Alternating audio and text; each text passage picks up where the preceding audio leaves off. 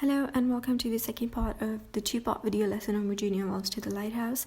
Make sure you check out our first video. We will examine the key characters and the writer's writing style.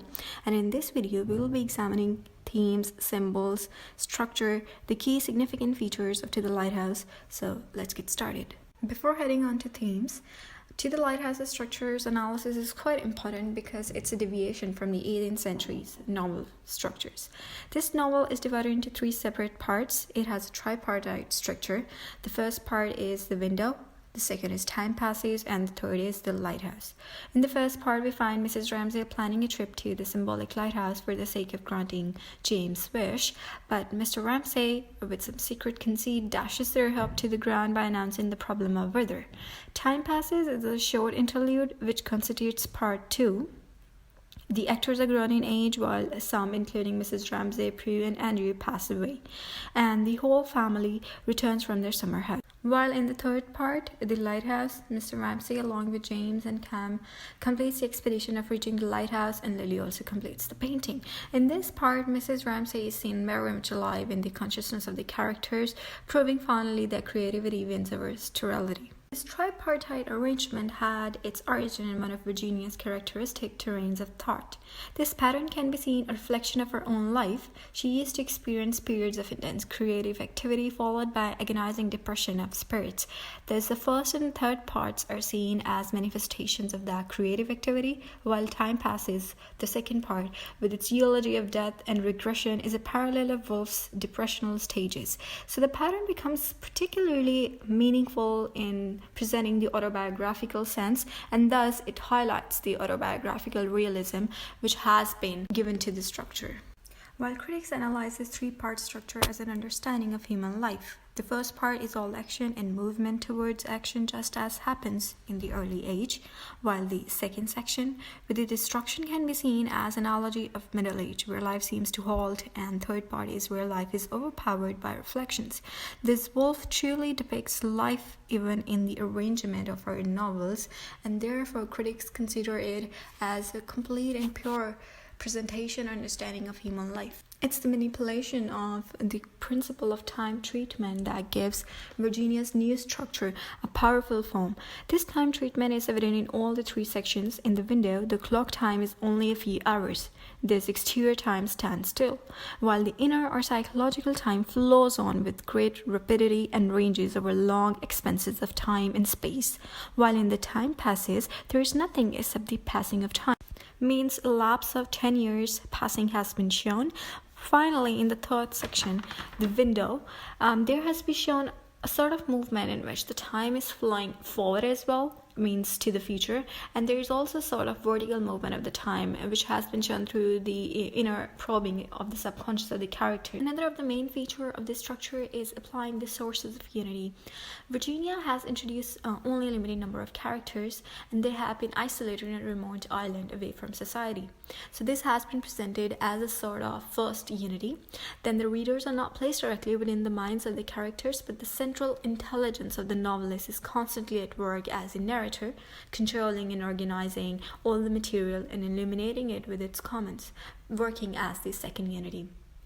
Then the third form, which is working as a coherence, force, and unity, is the lighthouse. It shines throughout as distance, and all lines of the novel converge towards it.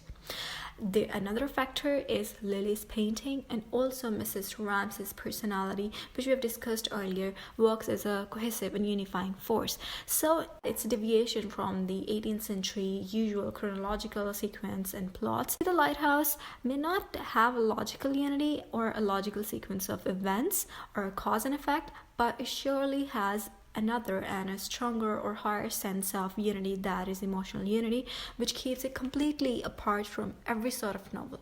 While analyzing the themes, To the Lighthouse shows various fictional characters trying with varying degrees of success to establish relationships with the people around them. So the first part chiefly deals with the relationship struggle everyone finds them in. The study of relation gives rise to particular gender roles, where every character considers a gender role and relations from his or her point of view. We see Mrs. Ramsay has a traditional and conventional female role in the house, a sort of caring person, always looking out for others' need. Mr. Ramsay has been presented as an intellectual philosopher who has been standing as the patriarch, but still is in the need of sympathy from female companions around him. Mr. Tansley and Carmichael have been presented as the snobs and male chauvinists who think themselves as superiors to the women around them. Lily's figure has been presented as rejecting the traditional role in following her own attitude towards life. Therefore, it has been considered that her figure has been a self-portrait of Virginia. Moreover, the internal life, the psychological musings and understandings of the character have been portrayed through interior monologues.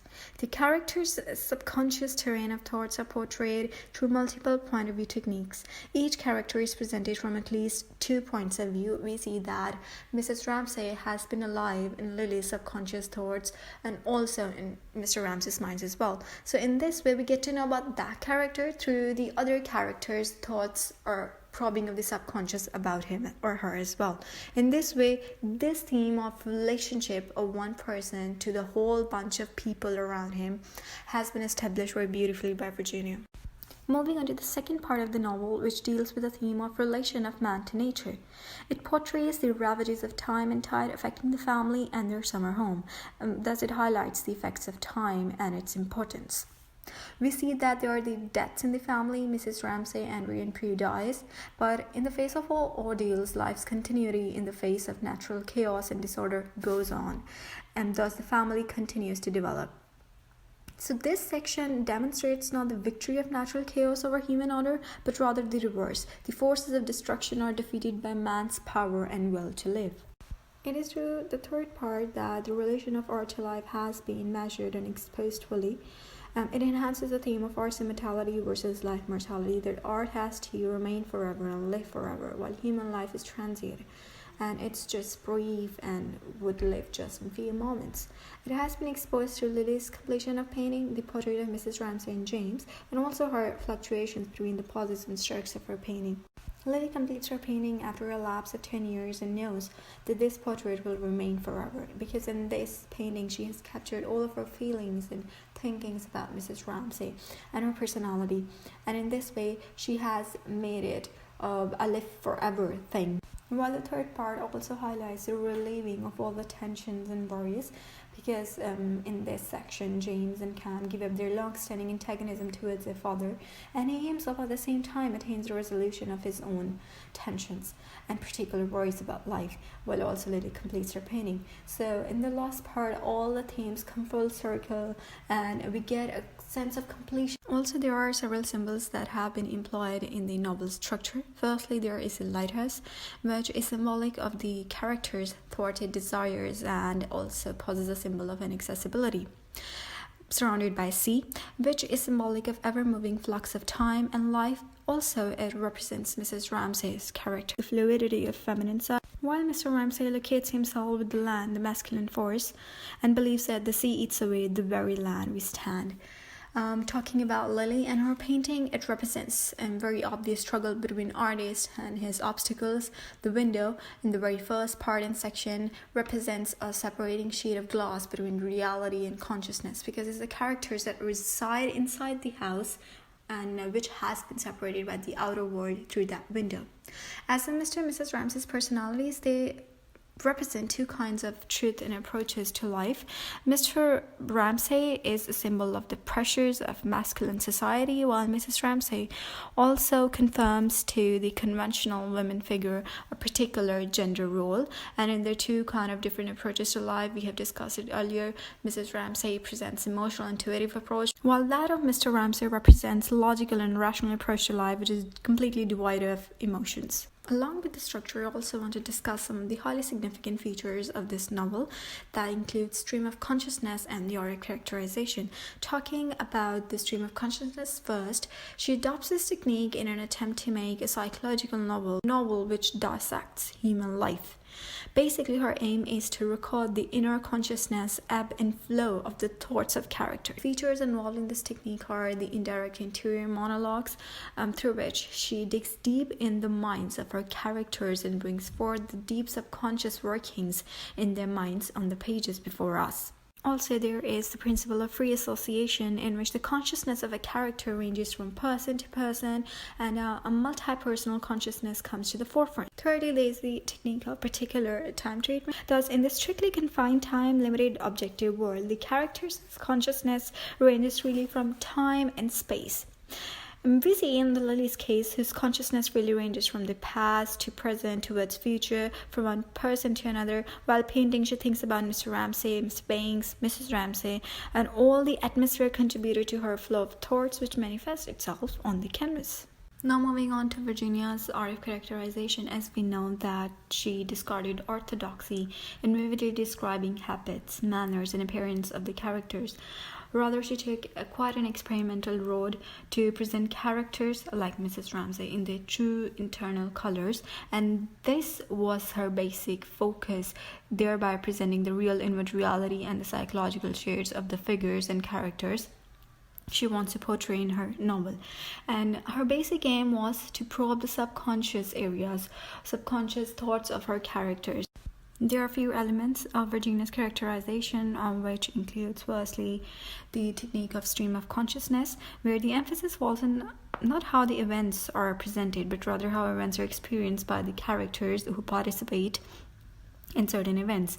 And in this way, the personality of any character is not built all at once through writer's descriptions, but gradually by noting the impact on his soul of significant scenes and moments, both past and present, and the seeming future. We can see this stream of consciousness working in the first part window, for example, of this novel, where Mrs. Ramsay's consciousness is being presented. She sits by the window, knitting, thinking about her life, beauty, kids, and her home, and later when she presides over the dinner party, thinking frequently how to bring her guests together with congenial behavior. While the last section similarly is presented mainly through Lily's consciousness, with ignorable intervention from the author or narrator. The stream of consciousness technique is employed very significantly throughout the novel. This examination of consciousness is, however, not limited to isolated internal monologues, but also analyzed in the context of how the characters are perceived in the consciousness of their fellows. Here comes the technique of multiple point of view. We can see it working, for example, in the chapter 17 of the window, that begins with Mrs. Ramsay wondering what she has done with her life. She sees her husband frowning, and then suddenly coming back to reality, she sees the dinner table. She starts pitting men for this duality. Point of view shifts abruptly to Lily, who is watching Mrs. Ramsay and imagining her thoughts, reads the old lady quite clearly. And while Lily doesn't pity men, but she realizes Mrs. Ramsay's need to pity. Thus, Mrs. Ramsay's character receives further illustration through Lily's viewpoint. So neatly does Woolf expose this flow of psychological realism that Mrs. Ramsay's stream of consciousness automatically and naturally seems to flow into Lily Briscoe's. Mr. Ramsay, James, and Cam are also given the same treatment. So naturally, the technique of multiple point of view very seamlessly flows into the technique of psychological realism, thereby enhancing the beauty of the characterization. This flow enhances the fluidity of the characters. Woolf believed that one wanted 50 pairs of eyes to see around and through a person.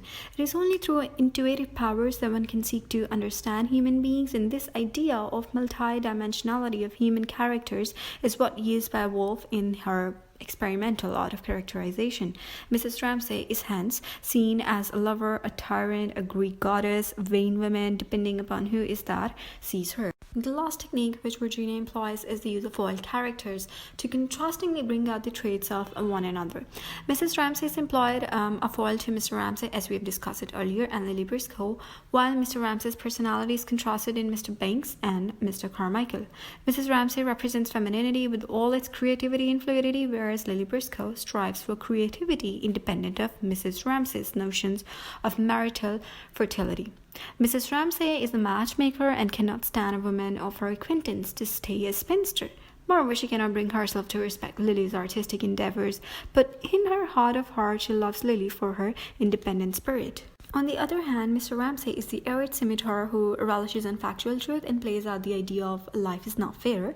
He is contrasted in his wife's struggle for truth and the idea that sympathy can make life better. Hence, the symbolic significance of female fluidity and fertility is played out against male sterility and staticity. Hence, all these techniques have been ingeniously used by Virginia, thereby giving a new direction to her art of characterization.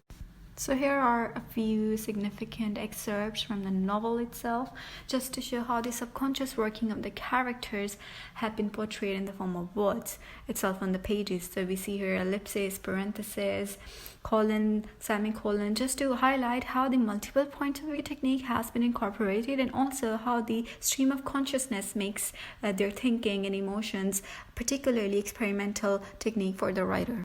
Now we have almost reached to the last part of our lesson, where we basically chart out some of the significant questions just to help with our different readers and learners as to get a better understanding of the whole aspects of the novel.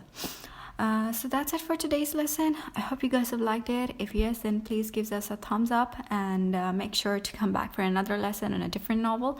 Thank you for listening.